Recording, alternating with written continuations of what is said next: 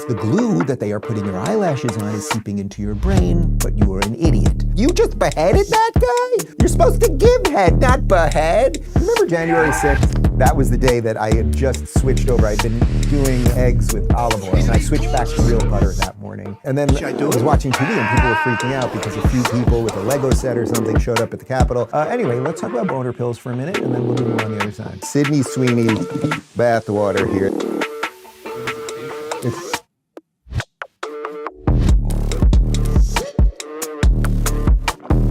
That's pretty good.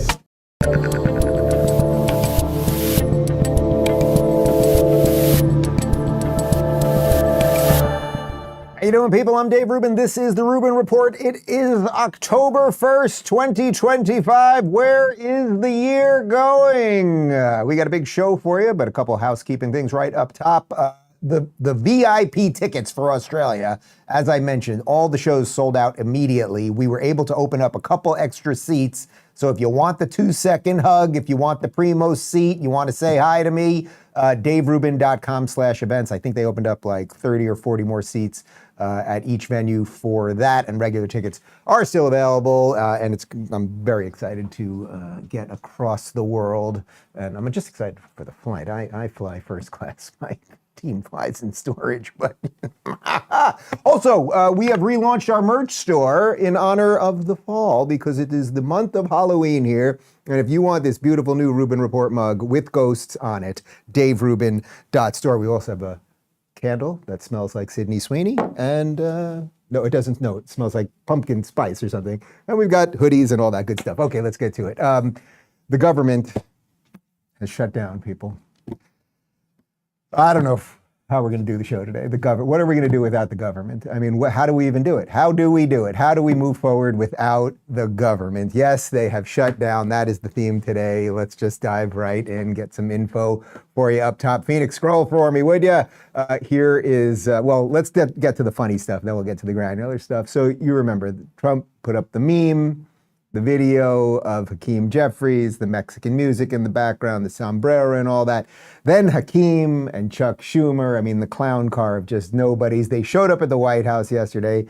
Look at this image these two images here that Trump put up on Truth Social. There is Trump, big smile, pointing at Hakeem, the MAGA Trump 2028 hats right there. There's Chuck, who put his glasses up a little bit for the meeting. That's very exciting. Okay, so yes, they met.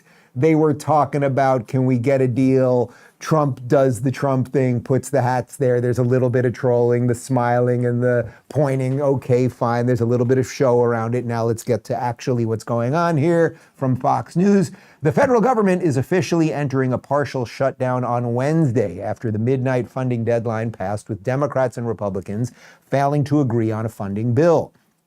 An earlier attempt by Senate Republicans to pass a short-term extension of fiscal year 2025 government funding levels, called a continuing resolution, was sunk by Democrats who were furious about being sidelined in shutdown negotiations.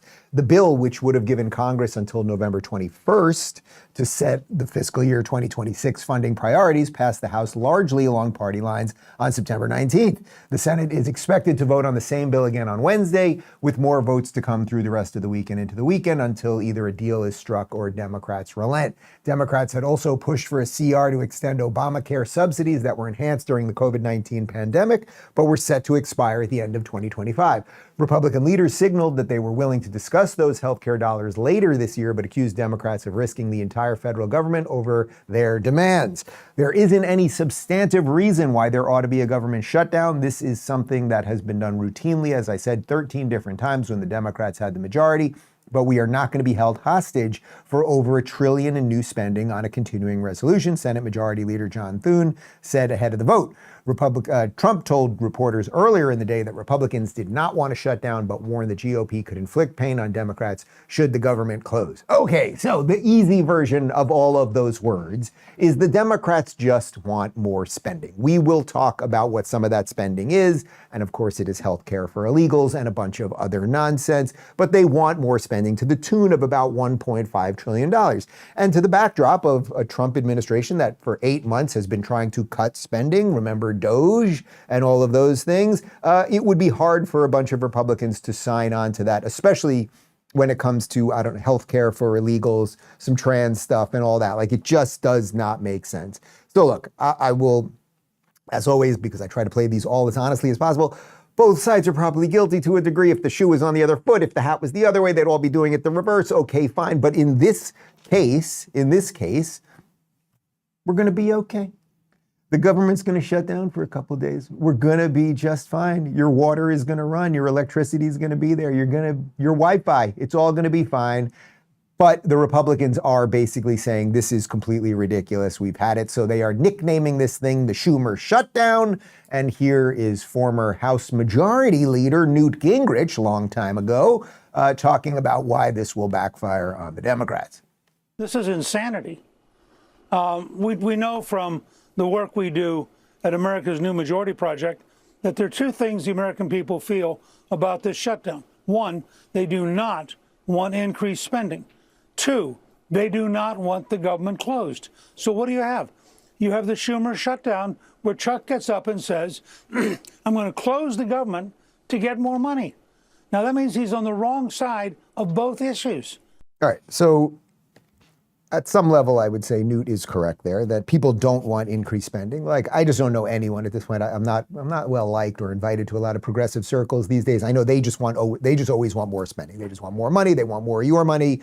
And that's how they feel that they're generous, by taking your money and doing what they want with your money.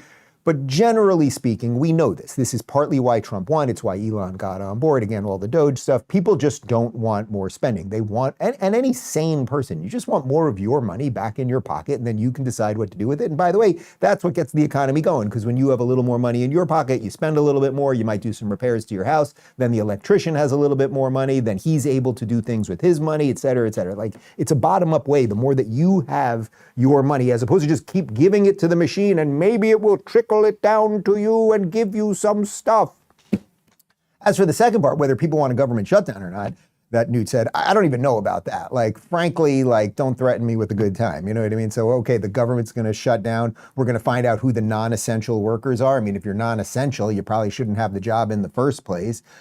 We'll get to more on that in a second, because I think Trump is really going to use this to his advantage to show how much waste there is and how many people we still have hired in the government post-Doge that don't really need those jobs. But Newt's general point there is right. People don't want spending, and they want the government. They would like the government, like, joking aside for a moment, or sarcasm aside, they would like the government to just be working for the people. I think most people agree on that. Here is Chuck Schumer on why he's voting to shut down the government. We have very large differences on health care and on their ability to undo whatever budget we agree to through rescissions and through impoundment, as well as pocket rescissions. And I think for the first time, the president heard our objections and heard why we needed a bipartisan bill. Their bill has not one iota of Democratic input. That is never how we've done this before. When I was leader, we negotiated 4 times with Republicans, and we never had a shutdown. And so it's up to the Republicans whether they want to shut down or not. You know, Chuck, I get it. You're using a lot of government language there, rescissions and all of those things. That's all very impressive. And okay, it may be true that in other times there was more negotiations than right now.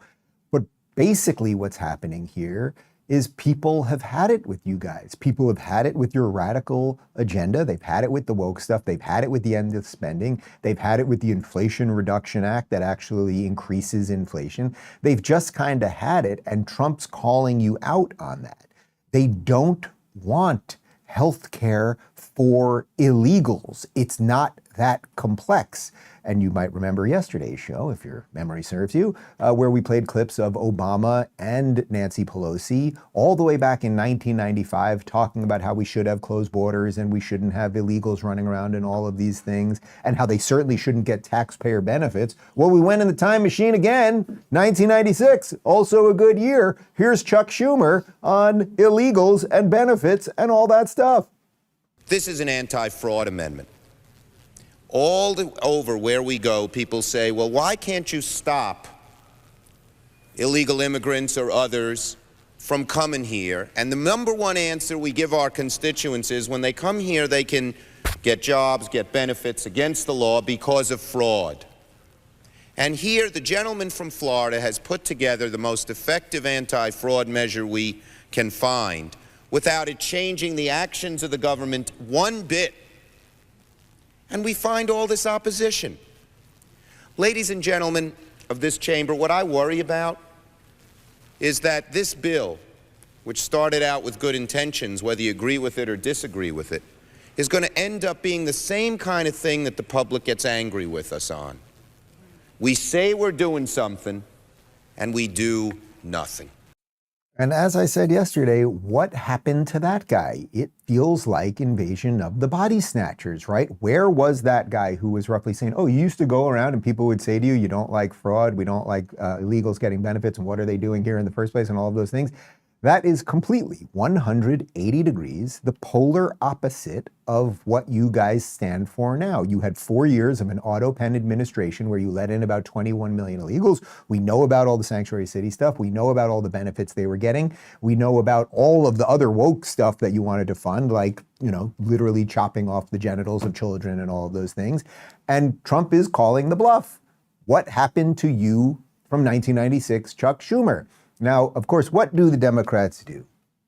They call you racist, they call you a Nazi, blah, blah, blah. Okay, Trump's been through that before, so that's not working the way it used to. So anytime he does anything now, what do they have to do? Or anytime any of us make an argument that is going to maybe scale back the government or cut funding for something or put a little money back in your pocket, it's because we all want to kill the children. Here's AOC on that.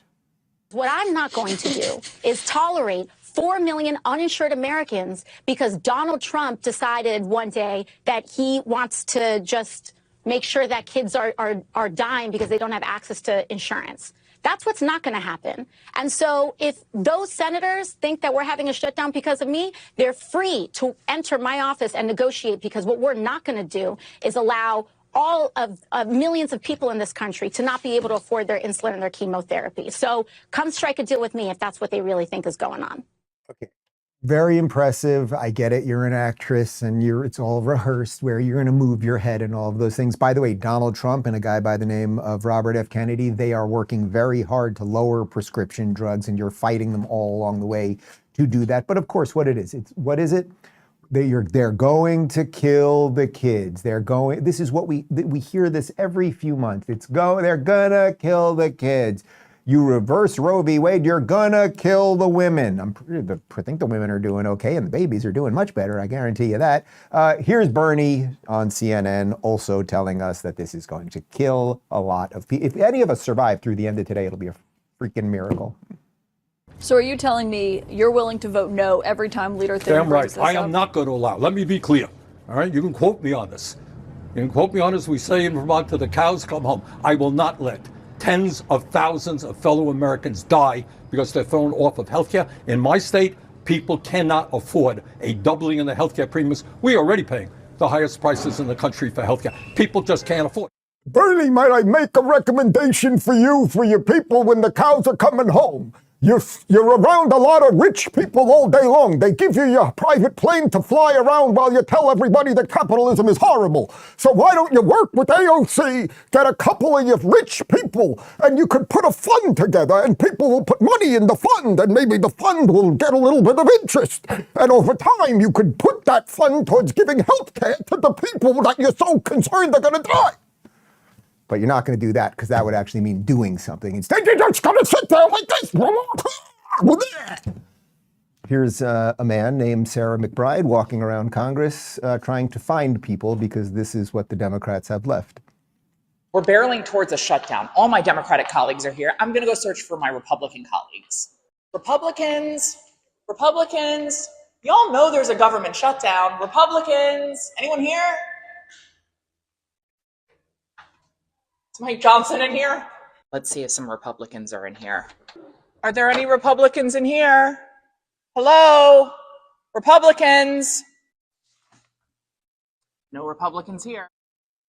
That's a guy. Isn't that funny? It's kind of funny.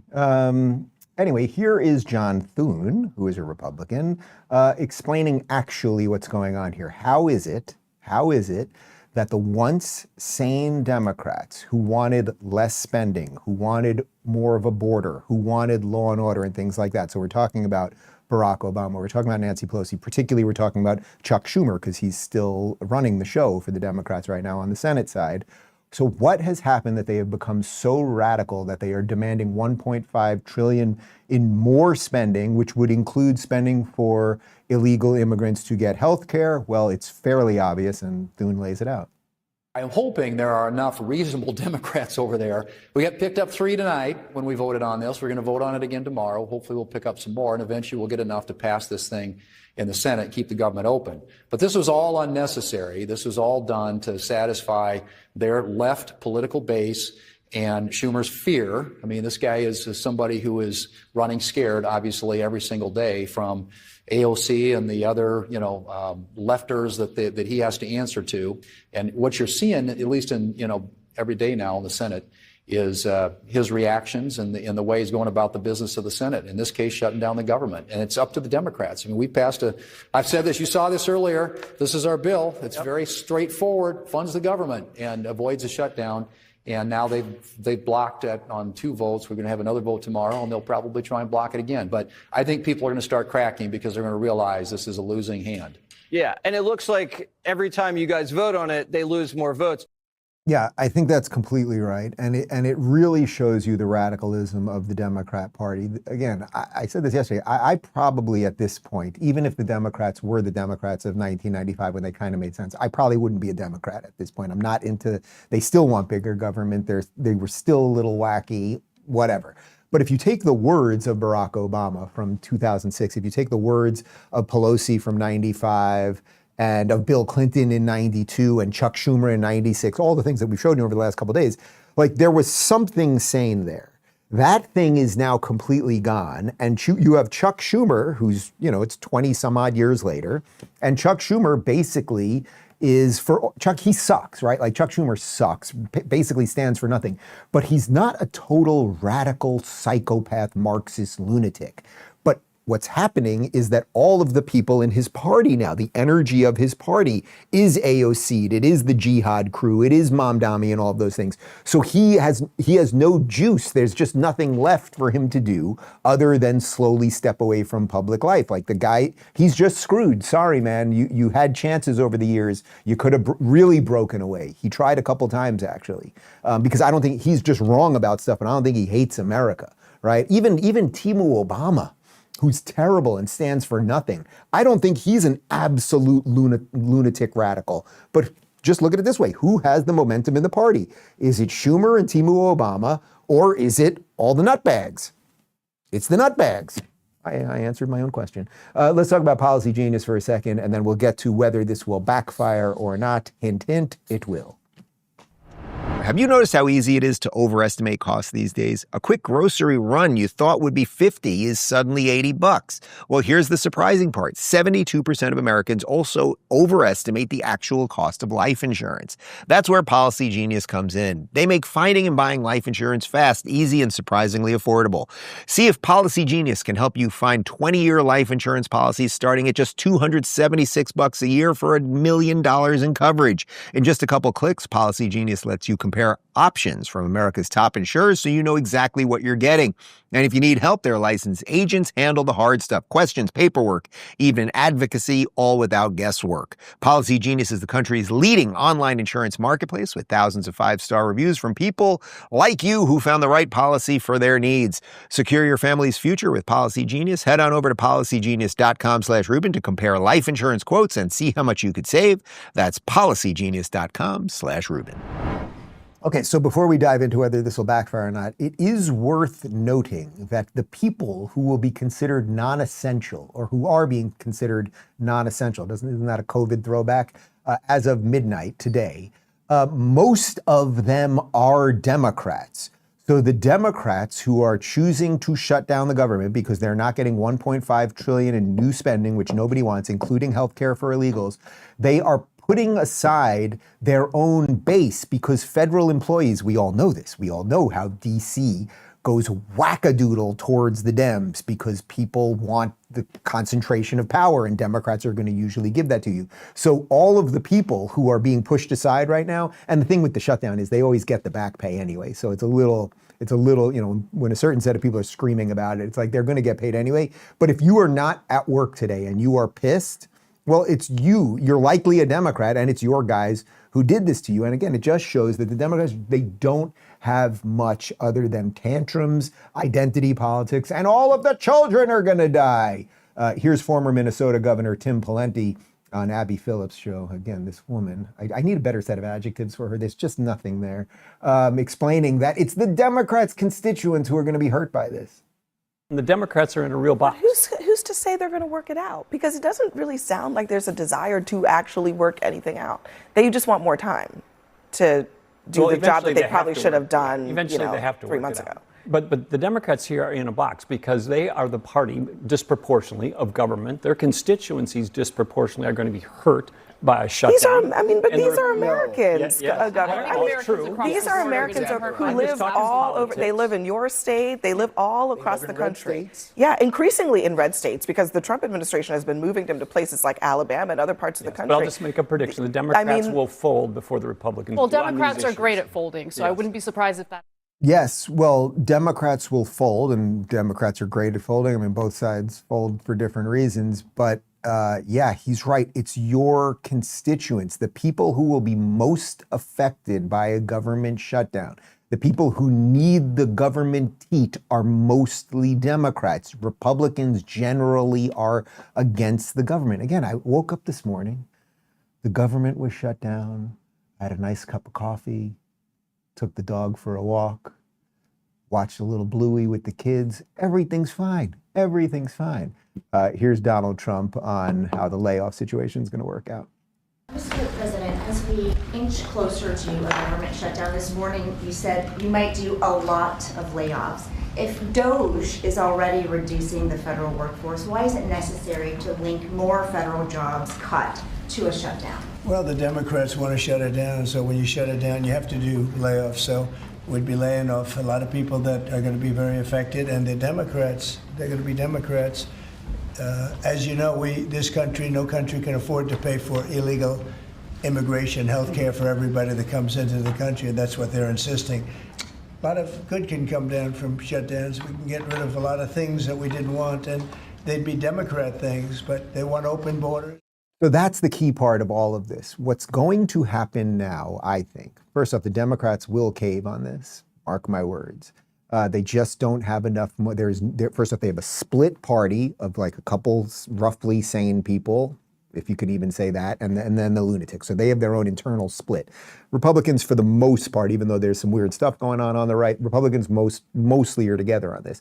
But what Trump's really saying there is, okay, so we're going to have to lay off people because of the Democrat shutdown. You guys are going to hurt your own constituents because it's the people that are going to be temporarily or permanently laid off are Democrats, and Democrats tend to need more things or want more things, let's say, than the government. So that's going to hurt. But then he also hinted that we are going to find out if any of these people basically should have jobs in the first place.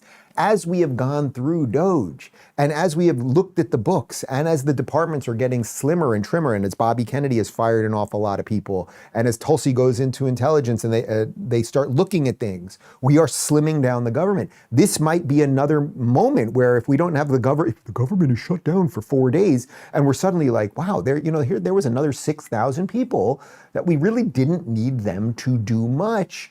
Well, then they probably won't come back to work.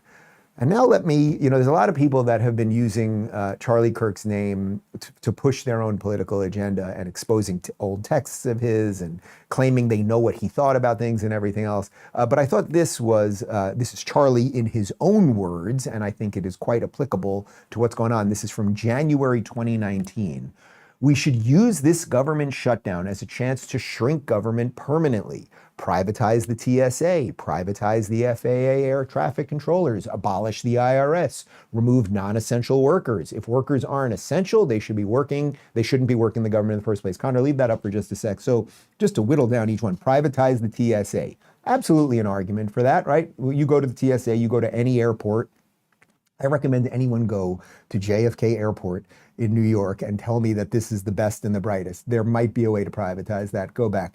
Privatize the FAA air traffic controllers. Okay, you might make an argument that that's better done via the government, but usually things work privately. Abolish the IRS. I mean, I can get on board that. Imagine if you had more of your money and then we had a slimmer and trimmer government that had to figure out how to stay within its means. That would be pretty good. Remove non-essential workers. If workers aren't essential, they shouldn't be working in the government in the first place. That probably is the big point, right? And that is what Trump basically just said. We're going to shut this thing down for a little bit, or the Democrats basically are, in essence, are forcing the shutdown. And maybe we'll find out that a whole bunch of people are going to go home and play PlayStation for a couple hours and then realize that they actually weren't doing much work. And that is the exact point that Russ Vaught, who is the director of the Office Management and Budget, made on Larry Kudlow's show yesterday. If there's a budget shutdown, as our own chat program suggested, almost ineluctably will be a budget shutdown, then you have the authority to reduce the federal employee count by roughly how much? Let it be said, there are all manner of authorities to be able to keep this administration's policy agenda moving forward, and that includes reducing the size and scope of the federal government, and we will be looking for opportunities to do that. So congratulations, Dems. You just gave Trump an opportunity to fire more people, to look at who actually is essential. The idea that we call some people that work in the government non-essential and some are essential, as if the Congress people are essential. You want to find the least group of essential people? How about get rid of Congress? That might be something. These are the most ineffective, hacky losers in Dorktown. So what really... That's a sentence that's never been said before. But what really is this all about? Is this really about budgets and essential workers and dollars and cents? Or is it really about memes and AI? Because what kicked off the fight here, of course, we're just going to show you a 5-second version of it, was this AI video of Tibu Obama that Trump put on Truth Social. Look, guys, there's no way to sugarcoat it. Nobody likes Democrats anymore. We have no voters left because of all of... Okay, so Trump puts this thing up, and again, as I said, it's like we are really entering the uncanny valley now of where we will not know what is AI and what is not. The voice stuff's getting better. You know, the big thing with AI for a long time was that the mouth didn't quite match the words. That's changing. Like, it's just getting better. And what was the AI new technology we've been looking at? Sora 2. I mean, there is so much incredible stuff coming out that you will not know what is real soon enough. And you might argue Trump shouldn't be trolling these guys or anything else. But okay, Trump puts that up. It makes a point, right? It really does make a point because you have Tibu Obama there and the music, the Mexican music, and it's like they care more about illegals than they care about our citizens. That Trump knows what he's doing. That's the part of the game. But what he really is good at is he then gets them to freak out about these things, right? Because if they're not telling you that the children are going to die, they're going to freak out about memes. Here is Chuck Schumer on the very racist meme that we just showed you. Yesterday, the president posted an offensive deepfake AI video of Leader Jeffries and me, with sombreros, fake music, impersonating my voice through AI, it wasn't me, talking even more lies about healthcare and immigration. Listen to this, America. Hours away from a shutdown, which we don't want, the American people don't want, the president is busy trolling away on the internet like a 10-year-old. And that's exactly why Americans are going to blame him if the government shuts down. That's another proof point. Chuck, I will give you the tiny piece there. I'll give you the tiny piece there that in a different world, in a different situation, in a different timeline, in a different part of the multiverse, would it be nice if Trump didn't do those things at this point? Probably. Would it be nice if we operated in like a completely professional way and everything else? Of course it would. But I would say it's worse when you guys run around saying Republicans are going to try to kill everybody and everybody else is Nazis and racists and everything else. I would say that's far worse than a deep fake AI video. He also said it was fake music, but I'm pretty sure that was the legitimate cucaracha. I mean, I know the cucaracha, and that was the cucaracha. Here is Representative, where's she from, New Mexico? Was it New Mexico? Teresa Fernandez, and she's freaking out over that thing too. That's right. And then what does that shameful man do? After a meeting where you're supposed to be working out details, where you're supposed to be negotiating a deal, you post something that draws a sombrero and a mustache on the leader with whom you're supposed to. Why is that racist, though? The sombrero is a Mexican hat that people enjoy. The mustache is something that some people, 70s porn actors, have. It's what I said yesterday. If you're drinking grape soda and you say you like grape soda, that doesn't mean you don't like black people. Everything is racist to them. You say you like something, there's nothing racist.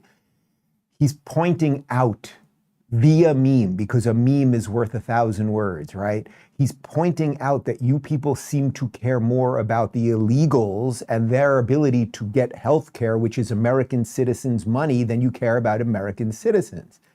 Here's Timu Obama, and look at him emoting. This is not easy for a Timu situation to emote, but he emotes. Donald Trump posted this AI video featuring myself and Chuck Schumer. It was a fake video. It was a disgusting video. It was a racist video. It was unbecoming of anyone purporting to be the president of the United States of America. But y'all, I ain't scared. Y'all, I ain't scared, you pandering putz. Well, what did Trump do in response to these people freaking out? There's nothing racist about it. You absolutely can make the argument that Trump should not be doing this. And as I said, in some other version of this reality, of the simulation, could things be a lot more proper and all those things? Yes, but this is where we're at. This is where we're at, and he's punking you guys into just this stupid stuff, and you fall for it every time. So he's basically crying. Chuck's upset that it's not the real cucaracha. And then what does Trump do? Bigotry will get you nowhere. We are fighting to protect the health care of the American people in the face of an unprecedented Republican assault. I'm sorry, I do think it's funny. It is what it is. And you know what? How about this? If you really think Trump's racist over this stuff, and you really don't like what he's doing, and you think you're being beaten by this stuff and everything else, how about take a moment of introspection and say, why is it that he keeps associating us? Like, what is it about this meme that's working? And you might realize that what's working about the meme is the average person watches that, and that's why a meme is worth 1,000 words, right? Like, why do memes travel fast? What's the whole purpose of a meme? You get an image, usually just a still image with text on it that really just like explains something to you really quickly, right? That's what memes are about. That's why they jump through the internet so quickly, or the video memes. It's the same thing. They're telling you something that is true using humor, and that's what Trump is doing, and all you guys can do is say he's racist about it and never explain why it is you want my money to pay for an illegal's health care. But we've had it with this general sense. I think what's really happening here is most Americans, I think at this point, have had it with this general malaise of mediocrity that has been pushed upon us. Nothing is ever great anymore. We're all kind of the same. It's equity over excellence, all of these things. And the other story this week is that our new Secretary of War, he's not the Secretary of Defense anymore, the Secretary of War, Pete Hegseth, he brought in all the generals and explained no more fat mother effers. We'll talk about that in just a second, but first, perplexity. Let me ask you, how much time do you spend every day on a web browser? Clicking, typing, searching, scrolling through endless tabs, it all adds up, right? Well, there's a new AI-powered browser from Perplexity called Comet, and it's completely changing the way we use the internet. Using Comet feels like having a personal assistant living right inside your browser. And I don't just mean giving you answers. It actually does things for you. Comet can click, type, scroll, search, and take action across the web in real time just like you would. It can shop for you, book travel, make reservations, summarize videos or articles, send emails, schedule meetings, and even unsubscribe you from spam. And it all happens while you get back to your day. I've tried it myself, and it's a game changer. For example, I asked Comet to find me a few products across multiple sites and find me the best deal. It handled the whole process, searching, scrolling, pulling up prices, and saved me a ton of time. Pretty cool, right? Well, you got to see this in action. Download Perplexity's new AI web browser, Comet, at pplx.ai/Rubin and let your browser actually work for you. Plus, right now, when you download Comet, you'll get a month of Rumble Premium for free. That's pplx.ai/Rubin. Go now and take back your time online. All right, so you may remember when Donald Trump was picking out his cabinet, I kept saying that Pete Hegseth was going to be an absolute all-star because not only did he have the track record and the resume, but as a former TV host, right, he's hosted shows on Fox for about a decade, that he knew how to present the ideas. He knew how to be in front of the camera. He knew how to communicate all of those things. I also know him a bit from doing shows together and things like just a good guy. He's a good guy who loves the country and all of those things. But I really thought he was the double threat because of that. You got the resume and then you have the skill set to communicate, which is what a secretary, virtually any secretary that's going to be out there communicating these things needs. Well, I think it was really proven. I think my theory was really proven yesterday because he brought basically all the generals in. And he sat him down and he said, we are now the Department of War and things are going to be a little different here, you donut-eating freaks. With physical fitness and appearance. If the Secretary of War can do regular, hard PT, so can every member of our joint force. Frankly, it's tiring to look out at combat formations or really any formation and see fat troops. Likewise, it's completely unacceptable to see fat generals and admirals in the halls of the Pentagon and leading commands around the country and the world. It's a bad look. It is bad, and it's not who we are. So whether you're an airborne ranger or a chairborne ranger, a brand new private or a 4-star general, you need to meet the height and weight standards and pass your PT test. And as the chairman said, yes, there is no PT test. But today, at my direction, every member of the joint force at every rank is required to take a PT test twice a year, as well as meet height and weight requirements twice a year, every year of service.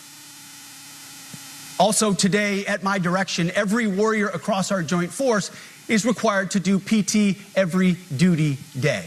Should be common sense. I mean, most units do that already. Pete, I think you proved my point. He can communicate it, and it's the policy and the communication.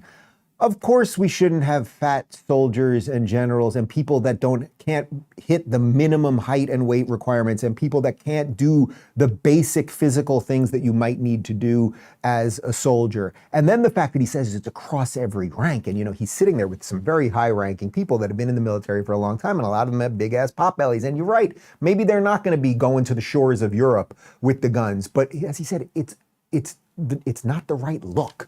It's not the right look. Like I saw a whole bunch of people, all the lefties, usual suspects, freaking out about this. He's fat shaming and blah, blah, blah. It's like, no.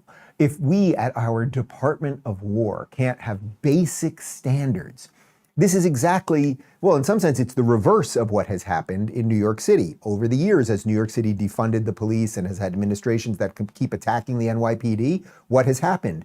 The old timers, many of them have retired. A lot of them now have jobs here in Florida. And then what happened? They couldn't get people to become police officers in New York City. So they had to lower the requirements, the physical fitness requirements, right? And do you think over time that's good, whether it's a police department or a military? Of course not. But it's not just the physical fitness part of this. Hegseth is also getting rid of the bad ideas that perhaps are far more dangerous than the physical fitness part. Yeah, we're talking about DEI and the rest of it. Take a look. This administration has done a great deal from day one to remove the social justice, politically correct, and toxic ideological garbage that had infected our department, to rip out the politics. No more identity months, DEI offices, dudes in dresses. No more climate change worship. No more division, distraction, or gender delusions. No more debris. As I've said before, and will say again, we are done with that. I mean, man, that makes you proud to be an American. It's like the adults are in charge again. No more of this diversity BS. No more equity in who we're going to hire based on skin color or anything else. No more division within our ranks. How did you get that promotion in the military? Well, I'm black and trans. Well, okay, and I'm fat. Well, okay, that's great. Really proud of you. But that doesn't mean you should be a 4-star general. Like this is basic stuff. We're just returning to what any sane politician or military leader would have wanted in 1950. I know the left really fears the 1950s, but in 1950, it was probably better in a lot of respects. Here's Donald Trump because he also spoke to the troops and to the admirals and leaders. Here he is talking about how you better do some of the things they're asking, otherwise you could be considered non-essential pretty quickly yourself. I'm going to be meeting with generals and with admirals and with leaders. And if I don't like somebody, I'm going to fire him right on the spot.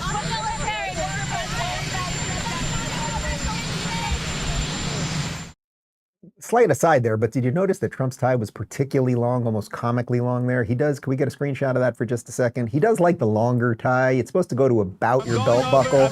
But let's see here. We're going to go down. I think this is just a little too, where is it going? Whoa, okay, it's just a bit long. Mr. President. I've been very fair to you. I think everyone sees that. We're gonna let's up that thing maybe 2 inches. That's that aside. Okay, he is the chief executive. We voted him in, and if he doesn't like these people, if they're pushing all of this bad stuff, they can't work in the Department of War anymore. Now over on The View, women are very concerned that fat people will be losing their jobs.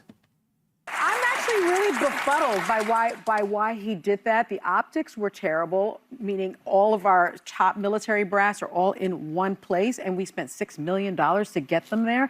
That didn't make a lot of sense to me. It also didn't make a lot of sense to me that he was saying that he was going to toughen physical standards and review the anti-hazing policy by sort of implementing a hazing policy. And then also he said he was going to return to the highest male standard for combat positions because the troops were fat.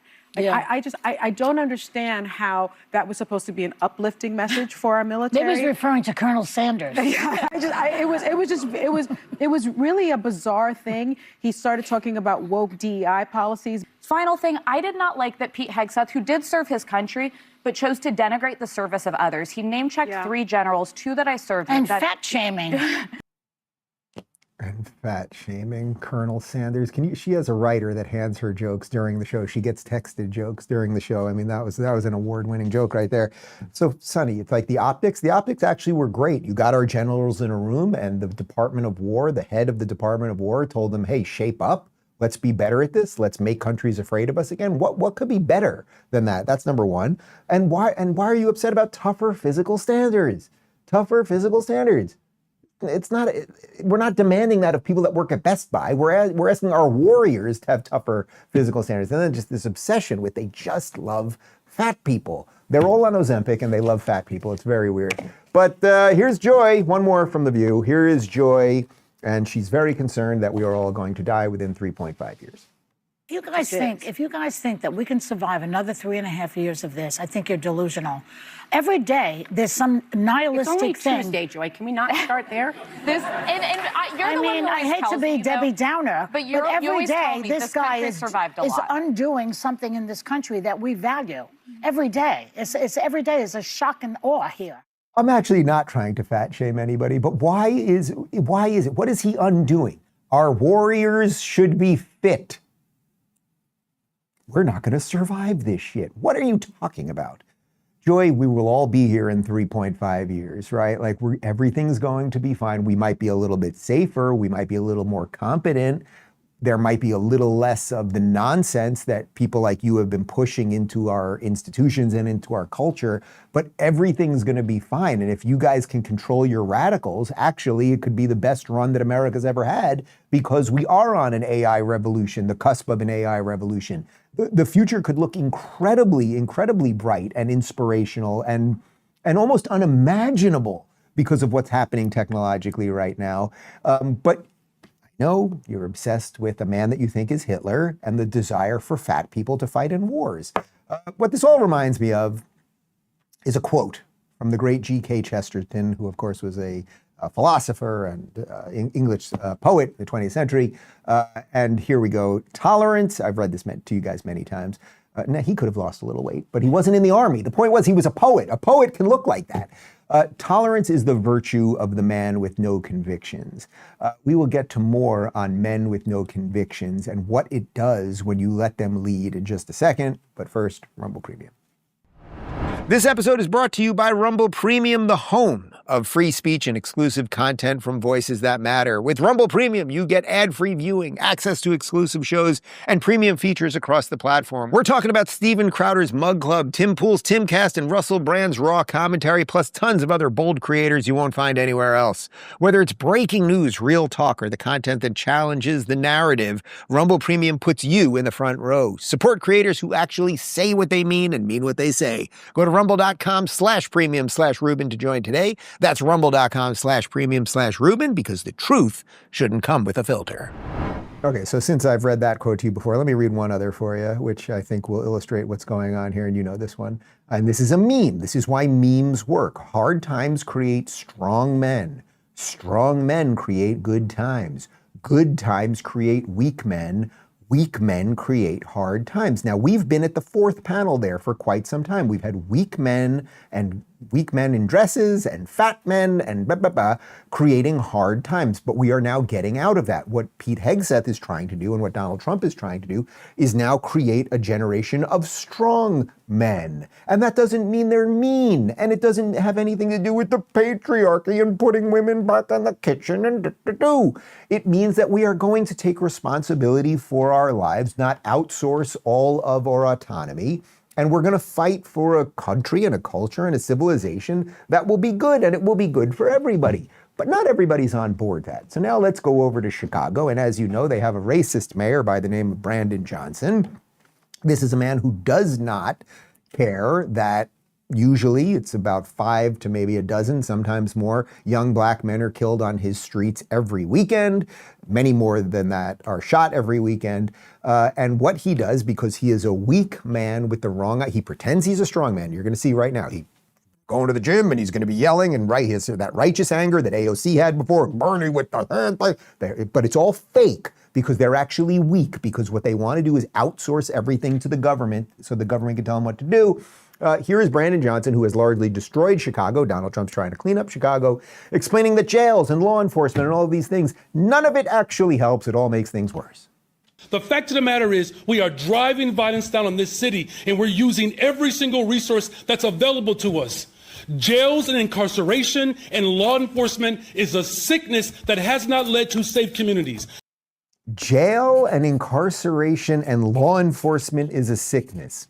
Why don't you ask that to some of the parents of the dead black teens that are no longer with you in your city? You might want to ask them about that. And if they think that the problem was that jail and law enforcement and policing was the problem, or was it actually lack of policing? Did it have something to do with the destruction of the nuclear family, et cetera, et cetera? But someone like him, you might look at him and go, well, he doesn't look weak, right? He doesn't look weak because he does look like he works hard, he's kind of big and he's angry, right? They all do the same exact emoting. It's the exact same fake emoting. Their ideas are bad, so they have to fake emote. You watch Donald Trump speak and he's not fake emoting. You watch Pete Hegseth, he's calmly explaining what's going on here, right? Because he's talking about logic. Oh, we should have warriors who have basic fitness acumen, right? You watch AOC, it was that fake emoting about everything. And Bernie with the you cannot.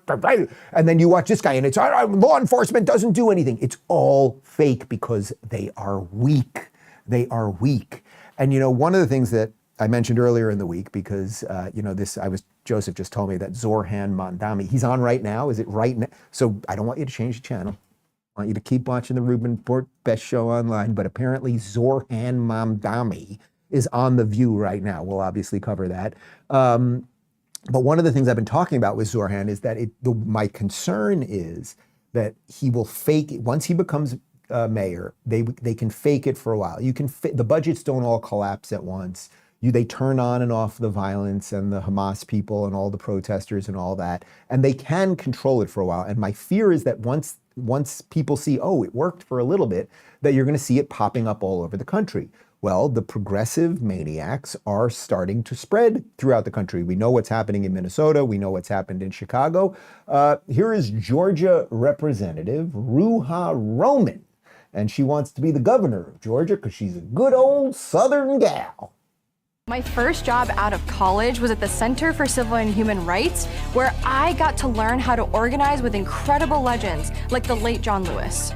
Now I have the honor of representing tens of thousands of Georgians in the State House. I'm as Georgia as we come. I'm also the granddaughter of Palestinian refugees. My family lost everything and had to rebuild from nothing. My family's history and the skills taught to me by civil rights heroes made me never back down from a fight. I'm actually going to not offer much commentary on that other than to say, I think you see what the problem is. You get it. And this thing is spreading, and we should all think about that. And you should be thinking about where you look. She's not going to live. She's not going to win, right? She's not going to win. But it's just enough of this stuff. Enough of this stuff. Okay, yes, because you're Palestinian, you should be the governor of whatever. But these people, this set of lefties that are weak, are destroying. It's not what they're destroying here in America. It's what they're destroying all over the world. And from across the pond, from a British perspective, Keir Starmer is probably the best example of a weak man creating hard times. And that is largely why Britain is starting to become a failed society. Here he is explaining that free speech is very valuable to the British, but you're probably racist and you should shut up. Free speech is a British value and we have guarded it for centuries. But if you incite racist violence and hatred, that is not expressing concern, it's criminal. And do you see why we needed the First Amendment, guys? Because free speech is great, but if you incite, now what he's not really saying there, the thing is, if you incite racism, that's interesting. If you incite racism, it's criminal. Now, if you were to incite a violent act, that is actually criminal. I'm talking about from an American perspective, but it's a very interesting use of words there. Because if you incite violence, right? So you say you have a group of people, hey, let's go kill that guy. That is not protected free speech. But are you allowed to incite racism? You actually are. Now, would we all prefer that people don't? Would you prefer that people not hate people because of their race or their creed or some other immutable characteristic? Of course. But are you allowed to say, are you allowed to say, I don't like black people? Yeah. Are you allowed to say, I don't like Jews? Are you allowed to say, I don't like white people? I'm pretty sure that's in the Democrat Party platform. So are you allowed to say those things? You are. And then the hope is that free speech on the other side of that will counter that. That's a very Western idea. That's it's a very thoughtful idea of that in essence came out of the Enlightenment. But it's an important piece of what makes a society free, that you can say as much as you want, but they're doing something very different there. If you incite racism, and that's quite literally why they are arresting people for putting up memes online. And unless we want that coming here, we better watch out about that. Wait, are we putting the meme up again? What do we got here? Oh, yeah. Okay, sorry. I thought this was quite good from Wall Street Maverick. So, of course, what I mentioned before, weak men create hard times, and there's Keir, and here are the hard times. Who are these people? Why are they wandering into your country? Why are they all seemingly 25 to 35? And they're all men. And they all have phones, and they don't look that hungry. They don't look like they're fleeing genocide or anything else. Where are the women? Where are the children? And guess what, Keir Starmer? There's your hard time, and it is on the way.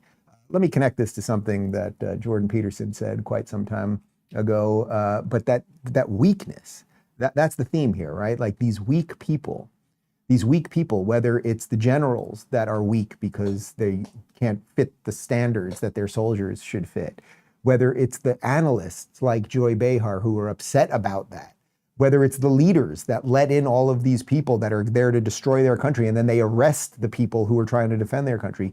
What does weakness do? Well, it makes things much, much, much worse. weak people are a problem in general. And I don't mean physically weak, I mean cowardly, let's say, and deceitful, because I'm thinking it more in terms of moral weakness. Well, there's a variety of reasons. First of all, if you can't support your own weight, let's say, then someone else has to do it. And that's not good. And then if you don't make your pathway, if you don't pick a forthright and useful and noble pathway through life, then you'll become bitter and too hurt by the tragedy of existence. And then you tend to seek your revenge wherever you can get it. And that's not good. So it's a mistake on all fronts. It's not good for you. It's not good for your family. It's not good for the community. It's certainly not a good medium to long-term strategy, because life is very, very difficult, and you have to be prepared for that. So I think you can see how we're tying this all together.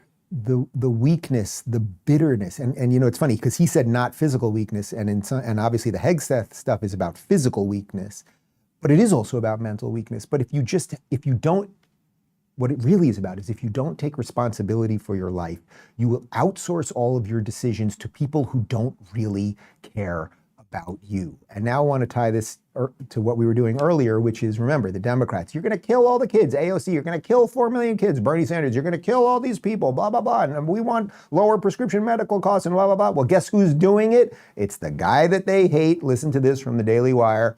President Donald Trump announced on Tuesday that popular medications will be offered at massively discounted prices, known as most favored nation prices, as pharmaceutical behemoth Pfizer commits to a $70 billion investment to the manufacture of drugs in the U.S. A new website called Trump RX will allow Americans to purchase drugs directly from the government rather than going through insurance. Virtually all drugs will be discounted on Trump RX, the White House said. Pfizer stepped up with a $70 billion investment, a shift towards making drugs in the U.S., which the Trump administration has addressed as a national security issue. The company is also offering all medications to Medicaid at most favored nations prices, which are prices comparable to or less than the cost of other nations' drug prices. Additionally, all new medications will be offered at most favored nation prices. Dermatitis medication, for example, will be discounted by 80%, and that refers to the net price, which is what consumers are actually paying.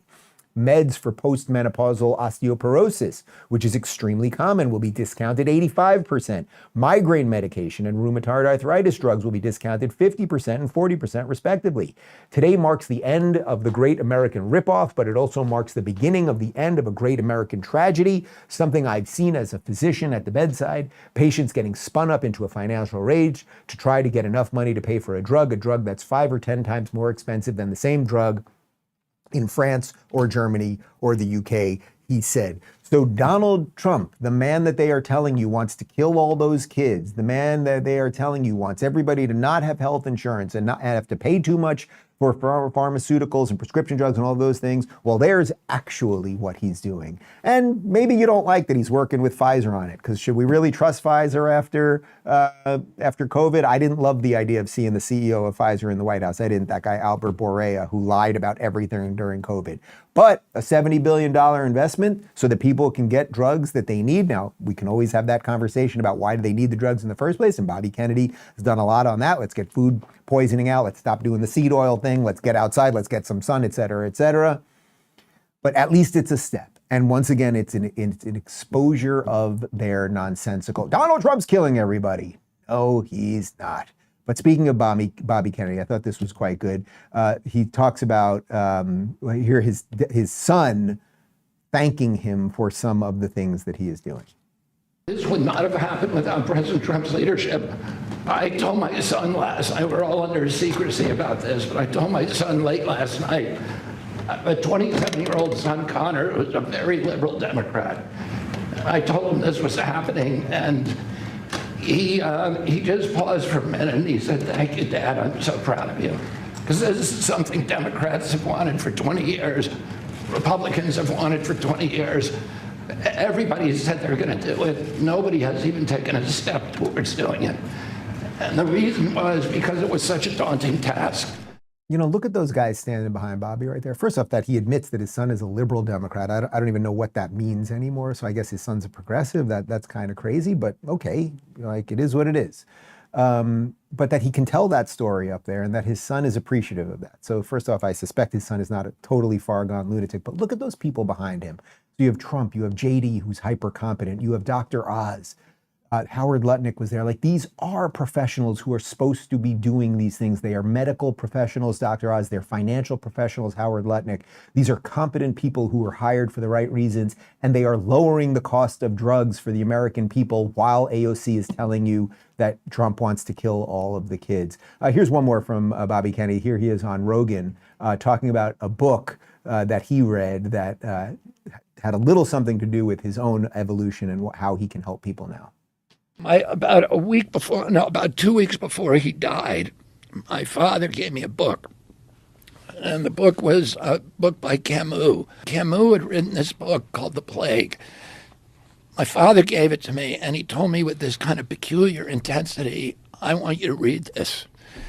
And he always gave me stuff to read and poetry and stuff, but he said this with this directness that after he died, I ended up reading that book about 3 times, trying to figure out kind of what the message was that he was trying to give me. And the book is about a doctor who is in a city in North Africa where there is an unnamed plague ravaging the city. It's a walled city and it's quarantined. And the plague is something nobody's ever seen before. And most of the people who get it are dying. It's a huge infection fatality rate. He's trying to say, I don't want to go out there because if I go out there, I'm going to catch it. And I can't really help these people anyway because we don't know, anything about this disease. We don't know how to treat it. And everybody who gets it dies. So why don't I just stay here and wait it out? And then in the end, he ends up leaving, and he ends up just comforting people. In the Stoic cosmology, Sisyphus is a happy man because he put his shoulder to the stone. He was given a duty, and he does his duty, and that self-sacrifice that he makes brings order to a chaotic universe. He was given a duty, and he does his duty, and that's what brings order to a chaotic universe. I mean, that's a little bit of Jordan Peterson. It's a little bit of everything we've described here. Like, if we all start doing our duty, if we take responsibility for our lives, we will be less reliant on these people who seemingly lie about everything, who want things from you, who want you to be weak and decrepit and pathetic and dependent. And how about just enough of that? But I would like to end the show today with something a little bit different. Tonight begins the 25-hour fast for Yom Kippur, which is the holiest day in the Jewish calendar. It is the Day of Atonement. I will be fasting for 25 hours, and I assure you, at about hour 18, you do not want to talk to me. But it is the holiest day of the year, and I saw a video this morning of my friend Dennis Prager. And Dennis Prager, as most of you know, right after the election last year, just a few days after the election, Dennis took quite a spill getting out of the shower, and he had some fusions already in his spine. And he fell in such a way that Dennis has basically been a quadriplegic for almost a year right now. I've visited him in the hospital. He's had a lot of trouble breathing, so he has had a breathing tube, which of course when you have that, even though his mind is there and technically he'd be able to speak, if you have a breathing tube, you can't speak. So that's been on and off. His breathing has gotten better. They've transferred him to some other hospitals, but he does not have use of his limbs. It's an unimaginable tragedy it's almost beyond comprehension. And he really, I always tell you guys, like, I've met all the people I've ever wanted to meet and heroes of mine and musicians and athletes and all of these things. Dennis, I put at the top, right up there with Jordan as the single best person that I have met doing all of this, who has such an unbelievable impact on me. And when we lived in LA, although Dennis is not technically a rabbi, we did go, during the high holidays, the Jewish high holidays, he would host, basically he would have sort of a makeshift temple where hundreds and hundreds of people would go, usually around 500 people, and Dennis would do services. And it was unbelievably meaningful for me and kind of brought me back into the fold on some of these things. So to the backdrop of tomorrow being the holiest day in the Jewish year, and we'll be pre-taping our show, so I will not be live tomorrow. There was a video that went up this morning. Marissa from PragerU, Marissa Streit, who's the CEO of PragerU, she chatted with Dennis. They were able to get the breathing tube out for a little bit, and for the first time asked Dennis about his condition and his life. And I watched it and I thought it was unbelievably meaningful and powerful, and showed Dennis's spirit, and perhaps offers us all a little something. So let's take a look. Would I wish I could move my limbs? I dream about moving my limbs almost every night. Of course I would love it, but I'm alive and I have my loved ones, and I have the public, and I think I could still make a difference. Would I rather be dead? It's inconceivable. I love life, and I love so many people. And of course, I love my wife and my kids and my grandkids. Now, I'll tell you one other interesting thing. I have a book on happiness. It's 26 years ago it was published by HarperCollins. Happiness is a serious problem. I would not change a word. That is how philosophically prepared I was for this terrible thing that I have encountered. I mean, what I wrote in there, like about expectations, and my motto, if nothing's horrific, life is terrific. I mean, powerful, powerful. There's a guy who's lost the physical use of his body, and he still has his mind, and he still has something to fight for, and still believes he can make a difference, and he absolutely can. And as I understand it, he's going to be moving actually to Miami. They're moving for medical purposes. They're going to move him down here. I'm going to try to spend as much time as I can with him. Maybe I can do some weekly learning with him or something, because he does still have an awful lot to give. And I just thought that would be the right way to end today's show before we roll into the holiest day of the year for the Hebrews out there. So I thank you guys for watching. We got a post-game show in moments, rubinreport.locals.com, pre-tape tomorrow. And then on Friday, live in studio, Dinesh D'Souza is going to be my co-host. He has a new doc out there. We're going to talk a bit about that, and then we'll just recap the week and all that good stuff. I thank you for watching, and reminder, there are some extra VIP tickets still available. We just released a bunch more. DaveRubin.com/events if you want to join us in Australia. That is all. Goodbye.